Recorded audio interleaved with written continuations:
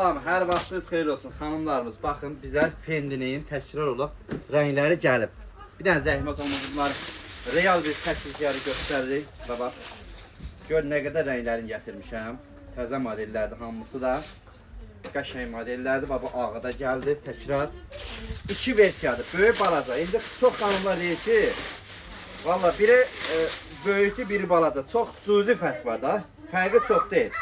Cüzi fərq var. Bizdə də nə qədər rəngləri ilə. Bax, rənglərinə baxın.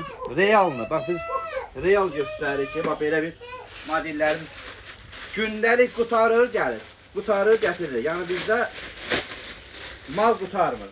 Demək, qutardıysa yenidən gəlir. Anında gəlir. Anında gəlir. Bax, belə bir... Baxın, əziz xanımlar, bunlar balaca versiyasıdır. Bax, balaca versiyası. Bir azca da böyükləri də bax bulardır. Bax, bunlar da versiyalarıdır. Baxın, böyük versiyaları budur. Bax, rəngləri də nə qədər desəniz. Bizdə hər gün modellər gətiririk. Baxın, görün nə qədər rəngləri var. Qarası, ağı, krem. Göstər rənglərə baxın da. Bir dənə rəng vurmuruq. Baxın, görün biz nə qədər rənglər vururuq. İstəsəniz yaxınlaşa bilərsiniz moda butika. Bir azca böyük, biraz da balaca. Baxın, çox cüzi fərq var. Böyüklüyü ilə balacalığında çox cüzi fərqlərdir. Baxın, yaxınlaşa bilərsiniz. Əsl yay sumkalarda da rayona getdim, böyük həcmli bir şey axtarsa, bunlar bizdədir.